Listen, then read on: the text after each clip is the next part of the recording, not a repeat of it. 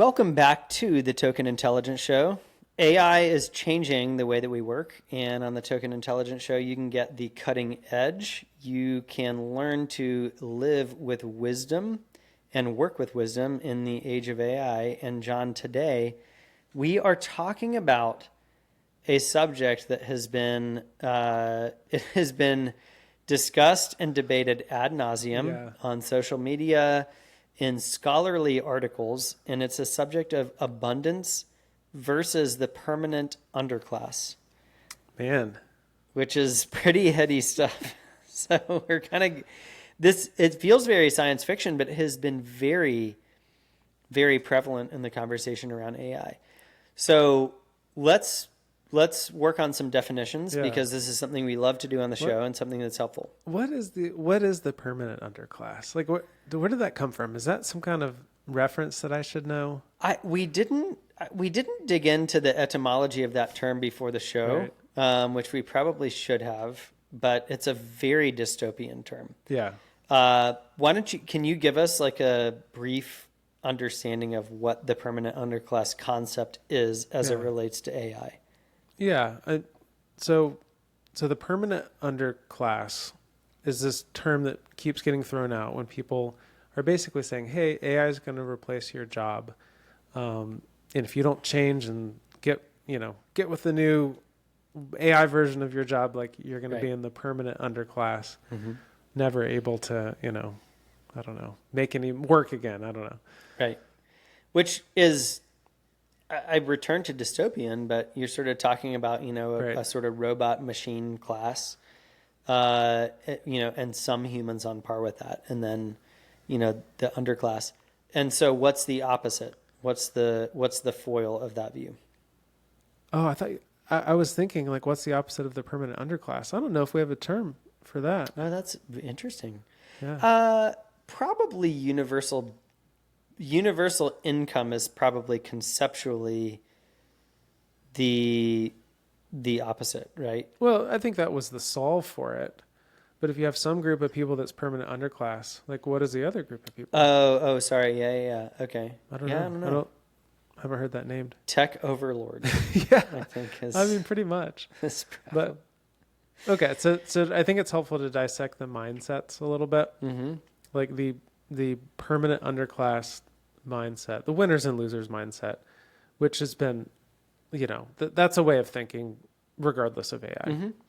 And then kind of the abundance mentality mindset. Which let's define the abundance mentality as it relates to AI, right? So permanent underclass is this concept that they're, AI, AGI, robots, let's sort of, unfairly lump a bunch of that stuff in together conceptually, and they take over a bunch of jobs. And so what's left for the people who are not, controlling the robots, or who don't have some economic means, are in some sort of permanent underclass, right? That are serving the robots or something of that nature, right? Again, very dystopian, but I mean, not an uncommon, topic of discussion, in the heart of Silicon Valley. Okay, so then there's this abundance view. So what's define the abundance view? Yeah, I mean, I think there's a number of people that have this view long term, and then a few people that even have it like mid and I don't know if I'm going to say short term, but at least midterm. That basically, sure, AI is going to change things, but believes deeply in humans' resilience and creativity and abilities to adapt, and realizes that while things might not look the same way they do now, things are going to change and there's going to be new jobs. Like some existing jobs might change or go away, and then there's going to be new jobs. Yep. And that the abundance is the belief in that, and partially a belief that, because a lot of the pushback is like, well, it's going to happen so fast, people can't change. And it's like, part of the belief in abundance is actually the belief in people that they are going to be able to change quickly. Or at least a large enough, quantity of people where it's not some kind of massive event. Yep. So let's talk about a couple of things here. So the first question that I want to tackle is, why are people scared? Because there is a lot of ink being spilled about why we should be concerned about AI. There's, there are very doomsday-esque predictions in the job market. These industries are going to be decimated, from a wide variety of people. Independent journalists, people working within AI, technology founders who are in Silicon Valley. And so why are people scared, right? And I think, and again, let me put a sharp point on the two groups of people. I see fear from people who we would say are inside the machine, right? Multiple articles from founders in Silicon Valley who are saying, hey, everyone, wake up. Like, you don't understand how powerful this is. It's going to take over so many jobs. We are not prepared. We need to think about universal, basic income, et cetera, right? And then you have let's say the average consumer who's sort of reading that type of thing, reading the headlines, and who is, they are also scared because maybe they don't know how to interpret it, right? Am I reading that correctly? What's your read on how people, why people are scared? So I think people are scared about AI for a couple of different reasons. I'll address let's call it the Main Street crowd first. Yep. And I think a lot of that is driven by fear of the unknown, and just not understanding I think there's a lot of fear, I should be adopting AI. I should be incorporating AI into my company. I don't know how. I think we use it some, but I don't know if we're using it right. Mm-hmm. Fear of the unknown, and then FOMO, some combination of that. So what are we missing? And then what do we not know? And then on the other side, people that, at the heart of the innovation, number one, I mean, that's what they spend all day doing. Right. And it's funny, all of the labs, is what we call them. They're labs. Labs are not reality. So part of the reason for their feelings is they work in labs. Yeah. Not that there's not validity to some of what they're saying, but just recently, we've talked about this before. There's multiple consulting implementation companies coming out of OpenAI and Anthropic. Right. So and we've talked about this before too, but there's a bubble. There's a lab bubble of people interacting with people in the bubble, and I think some of what they say is true, and some of what I can't verify is true or not, because they would have access to information that we don't have access to. Mm-hmm. But some of it has to be influenced by the bubble. I don't think you can say that has zero impact on their thinking. Right. It really is tricky, because as I think about building out my team, I am looking specifically for people who know how to wield AI at a very, very high level. Right. And very practically, what that means is that I'm looking for what is today a pretty small subset of people. And outside of that subset, I'm not really considering people who a year ago, or let's say a year and a half ago, would have been traditionally a great fit for the job. Interesting. Right? And so I think when you extrapolate that out from the inside of Silicon Valley, you it's not hard to get to a place where you say, oh, wow, the job pool at a theoretical 100% has been dramatically decreased, right? To 20% or 15%, right? And those are the only people You're saying candidates as far as selection. Candidates, right? Interesting. And so it's interesting, right? So that's I don't know, it's just a very interesting I don't necessarily agree with that mindset in general as a way to view the economy or to view jobs, but I definitely understand it because I look at things like that and it's like, wow, I have worked with a lot of extremely talented people who I would not hire based on the current requirements that I have. Interesting. Right?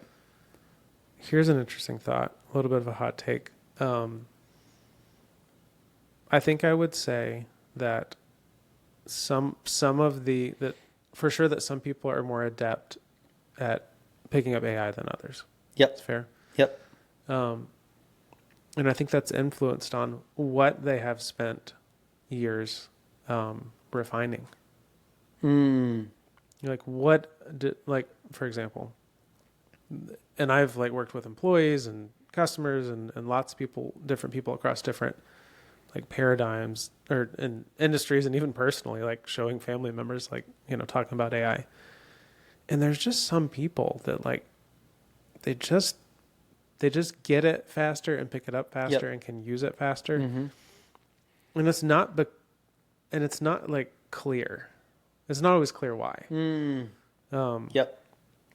And my hypothesis on it is there's like a certain group of thinking skills and like understanding and cognition and ability to learn and things like that are really important for like this next era. Yes. And I think there's a certain group before that maybe were not as strong there. Yep. That had spent years refining the doing part, like good at coding or good at writing or good at editing, or had like lots of strong templates they could start from or whatever, that is showing up now that there's maybe a little bit of a gap in like, well, you don't actually deeply understand that, or you don't, you know what I mean? So are you seeing that as well? I am. And I think this actually goes to the second point that I wanted to ask you about, which this goes back to Mark Twain, which this is not a perfect, I actually learned this because I'm reading a biography about Mark Twain, but fun. There's a really famous quote that's great, that reports of my death are greatly exaggerated. Yeah, sure. And he didn't say exactly that, but it was really close. And it was really funny. Right. Because he was a pretty funny guy. Actually a very cynical guy. But so this is what's interesting for me. So I just said that, I maybe reduce my job pool to, 15 to 20% of what it was before. And that's a real thing, right? And, and actually, I think that for the type of work that we do, that's the new bar, right? Which again, you can sort of be like, whoa, that's a pretty non-trivial thing, right? But reports of that impact across the economy are literally greatly exaggerated relative to the articles that came out, let's say like 3 to 6 months ago, that were saying like, we're going to have a, sort of an apocalyptic effect on the economy with this. And that's not true, actually. Interestingly enough, Lenny's podcast, which is a really great show, newsletter, product focused, right? So anyone related to product engineering, anything AI, definitely a must listen. And he does a jobs report because he has a huge following and huge access to these things. And software engineering was one of the areas that, it is fundamentally changed. And I do want to point that out. Like, a lot of the people who are concerned about this work in software engineering, and it has AI has absolutely fundamentally changed the way that the job is done, right? And so they're legitimately stepping back and saying, whoa, this is a big deal, right? Right. Well, and it's affecting college majors already. Like computer science enrollment is down. Yes. And like robotics programs are way up. Interestingly enough, though, like Lenny's recent reports are that we're way up on openings for software engineers and for product people. Yep. Right. And so there's this really interesting contrast of like our reports of this economic, catastrophe greatly exaggerated, right? And practically, yes, right? Because I think that the jobs reports, show, and when I say job reports, I'm not making a blanket economic statement about the entire, U.S. GDP, but we're talking about within our realm, right? More engineering job openings, more product job openings, right? Which is a little bit different than, or a lot of bit different than what a lot of people thought. Yep. I think another reason they're exaggerated is really practical. I think there's actually two aspects as to why the let's call it the AI, this AI adoption. This AI adoption is one aspect of it, but like I'm thinking through the next year and a half. Like in the next year or year and a half, I think we're going to see OpenAI and Anthropic go public. And there's going to be a process for that, and then IPO, probably two of the biggest IPOs in history. But publicly traded companies are highly scrutinized, and there's going to be drag from that. Yep. And that's probably in the next 6 months or 8 months. So we're going to have drag from that, like forever, right? As long as they're publicly traded companies. Yep. So there's that. And then number two, I've thought a lot about this. You have to have layers of stability for innovation on top of other innovation. And there's going to be pull. So that the publicly traded company is like some internal drag, but the external drag is way bigger. And that is, okay, if you want all this innovation to happen on top of the OpenAI and Anthropic APIs, for example, you can't just arbitrarily change the shape of them every couple months. Like you have to have high stability there. Right. And then you have to have layers on top of that like some level of stability. And then even think about pricing. You can't drastically be changing pricing all the time if you want layers of innovation on top of the labs. Right. So I think because of that, those two things, it's like it's going to be slower. Even if technically in the lab they didn't slow down. Yep. But if you want adoption, you want to keep raising money and you want to keep earning money, like you got to slow down. Yeah. So, okay, let's cover the 2 points, which I think that we've covered already that lead into the third point. So one is, why are people scared? Right. And I think it's because there are a lot of people who have seen the immense power of this technology. Yes. And I think that their understanding of it and experience of it is founded. Yep. Right? I don't think that's unfounded, right? But to our second point, the results of that have not hit the wider economy yet. Right. In a macro way, right? And when we say macro way, what we mean is mass job loss due to AI, right? Of course, like energy bills and, all of the GPU usage and everything, of course. It is a non-zero impact on the economy, obviously. But from our perspective, we're talking about, sort of mass unemployment, right? Which would be the more, permanent underclass view. Right. So yeah, in my comments on speed is that I think most people state that as the main problem. The speed of change is the main problem. If it was going to be over 20 years, it would be fine. Is like kind of the general view. Yes. But okay, that gets to our third point though. What's theory and what's reality? Yep. This is the question, right? Because there are people who, I remember I was in San Francisco 6 months ago. And, for anyone in, who's been in and around Silicon Valley, there's which they're in other cities now, but Blue Bottle Coffee. Yeah. In Mint Plaza, which is, sort of heart of downtown San Francisco. And so I was going there. It was super early in the morning because I had to be at the office for a video recording.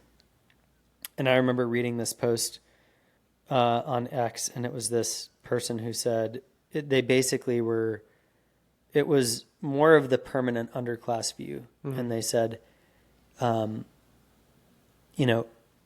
all my friends and family, I'm paraphrasing here, but like, I need you to wake up because AI is like completely changing absolutely everything. And it went to the extent of making, sort of broad financial recommendations. Like I would think about, your assets. I would think about, which was pretty wild. Right. Right. And experientially, like, I'm not saying that he underestimated AI's power, Right. but it hasn't had the net economic impact, right? And so you have this sort of like theory versus experience, right? And what's challenging for me, and so I'm going to throw you this great conundrum, is he's not wrong about the power, Right. but his prediction about the near-term impact in 6 months has not played out. Right. So what is theory versus reality? So I'm going to take this back to crypto. Mm. Because I think it's a perfect example of the theory and reality thing. Yep. So, circa 2018, 2019, especially pandemic 2020, 2021, we had this like massive takeoff, of cryptocurrency. Yep. And there were a lot of reasons for it. And then, AI comes along and overshadows it a bit, as in the tech world of like, which is more transformational. And AI wins that conversation. And there's still going to be lots of like things that come out of crypto, I think, long term. But to say that crypto today is what people thought it would be 5 years ago or 6 years ago, like, no way. It's a good example, but it's I think, an unfair comparison, because crypto was deep in certain areas and not broad. If we go back to our previous episode about matrices, right? Like, so crypto impacted multiple industries on a very, very deep level. Right. So I'm limiting the illustration to if we just talked about crypto and banking, no other impact. Okay. Yeah. Absolutely did not revolutionize banking in the way that like a lot of people thought it would. Yes, totally, for sure. AI is way bigger, but I see. But those same pressures that were there that like prevented, crypto from revolutionizing. Yeah. I think you have the same pressures there for AI. Yeah, for sure. And I think a lot of back to the underclass narrative stuff, a lot of the narrative around the underclass is a very like helpless narrative of like humans currently are in full control of the capital. Humans are in full control of the, employment, like all these things. Yep. And it's kind of bizarre. Like the humans are still in charge at this point and can control adoption through like a million different levers. Like it's kind of weird. It is kind of weird. Yeah. That's a great call on crypto, because I think that's one of the, I'm sure it's the same for you and probably for a lot of our listeners, where, maybe you have relatives that are not quite as plugged into the day-to-day tech news. Right. And it's sort of like, what happened to crypto? Right. And it's like, well, actually it's like blockchain is an amazing technology, and it absolutely could revolutionize, banking in third world countries. And it's not like there hasn't been progress there, but largely it's used for, illicit, there's mining and, illicit trading and all this sort of stuff, right? There's cool things happening with like stable coins and like, and there's a crossover. I think there's a crossover with crypto and AI that's probably in the future. Yep. But my only point in bringing up crypto was the drastic underestimation of the power of what exists. Yes. Like resisting what could be. Yeah, totally. So back to our question of like theory versus reality. I think with AI, I already talked about this a little bit, but you've got the innovation problem of like, we need layers of stability to be able to innovate. So that's one component. That's a problem, bringing the theory to the reality. Yep. Because the labs literally will have to slow down to make theory reality. The rate of adoption, people can't consume it as quickly. Right. And then the second piece is like, okay, say all that's like solved, and honestly, the easiest solve, if you wanted to maximize speed of adoption, it's essentially the labs doing more and more just internally. Yes. So instead of just doing chat are just doing coding agents. They like all of knowledge work is done via one of the labs. Yep. I mean, that would be the biggest, broadest thing. Sure. They literally replaced everything. And you either pick like OpenAI or whatever. Which is, which is actually not wrong on the general trajectory. Yeah, it's within the realm of possibility, but unlikely that there will basically only be 4 or 5 software companies in the future. Right. Unlikely. So, but if that were the case, like, you still have the problem of the specific application, because if that happened, let's say there's 5 software companies and none others exist in of several years, they would have to build so broadly that there's going to be an immense amount of work applying their tool to all these different situations, as far as businesses and how they actually operate. Yep. Training people, like feeding data back into these things to make them, like, let's call them AI agents, to make them useful. Sure. So even if they already own, like, there's only 5 of them, everybody has one of the 5, and there's no other software, like, there's still a lot of work to be done. Totally. Yeah, I think that's unlikely because of the generative nature and like creative unlock that AI is. Right. But to land the plane on our original question of abundance versus permanent underclass, this may sound like a simple question, but should you be afraid? Are you afraid, John? I'm really not afraid of the permanent underclass. I think way more highly of people than that. And that, let's say, worst case scenario, there's this continued massive takeoff. We figure out a lot of the problems that I've already stated in some way. I think people are inherently creative and inherently designed to work and want to work. And we'll figure out things to do. Yep. And even, companies, I know there's a lot of, like, companies are evil, like, mentality, and there's some evidence of that for sure. But I think there's a piece there too, where the people make up the companies, and people are going to maybe even change some companies from within that you might be surprised. Like, if a lot of this does come true, that the companies will change too, because the peoples will force the companies to change how they operate. Yeah. And we might, have org charts that look different and companies that operate in different ways. Yep. But no, I think I'm gonna side with the people. Yeah, on this one, the humanity versus the AI. Yeah. What do you think? I think about movies or books a lot, and not to get too philosophical on a show about sort of AI and business leadership, but what have people celebrated historically, right? This idea of science fiction and computers taking over and automation is not a new idea. It's a very, very old idea in literature. Very old. Actually, my wife she just picked up, my parents are renovating their house, and so they, emptying the bookshelves and have the kids come over and figure out if they want any of the books. And so there is a science fiction trilogy. She is not a science fiction person. I wouldn't have pictured her. No, she's not.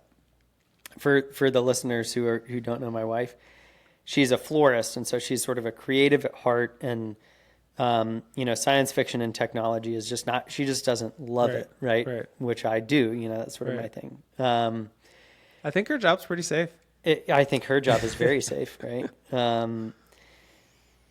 But she picked up Out of the Silent Planet by C.S. Lewis, which is part of I know that one, yeah. And it was really interesting. It was a book it was printed in the 70s, and so it's like really old with a cool cover. Yeah. And I have that one, I think. It's super cool. But he in the you open the cover, and there's an author's note, and C.S. Lewis talks about H.G. Wells, and he's like, essentially says like, this is I can't you can't read this book without knowing that I'm standing on the shoulders of like H.G. Wells, right? who wrote books like a long time ago, right? Right. And so we're not talking about new things here. Right. And no one celebrates inventing technology that is ultimately like, sort of limits the things that we love most about humans. Yeah. I think, there are worldviews that have that as sort of their inevitable end, right? Or if you're sort of a technologist who is, over rotating on the inevitable of AGI, then you can get there. But if you look at, actually, let me give you a really specific example. Did you watch the movie The Iron Giant? It's an animated movie. Yeah. Seen that one. Right. And so, okay, so is that AI, right? It's an autonomous robot. Mm-hmm. It is a self-healing robot. It is the combination of intelligence, the ability to learn with a physical machine. You have all these things, right? And what do we celebrate, right? Like, we celebrate the robot's ability to understand human empathy. Right. Yeah, like that's the end game, And so, like, if we look at not some measurement of its like physical strength, right, or intelligence, right? Like, we look at all these stories, and it's like, so if you look at this throughout history, really, like, I think it should make us question our view of humanity, right, and human creativity, and the permanent underclass people, I think, dramatically. I think they have a wrong view of humans, and the way that we're designed. I think at the end of the day. So I'm not afraid either. Sorry, that was a very long, winding answer. I like it. That included the Iron Giant as an example. You just wanted to weave that in. I could tell. I didn't even think about it before the show. All right. Well, thanks for joining Token Intelligence, and we'll catch you on the next one.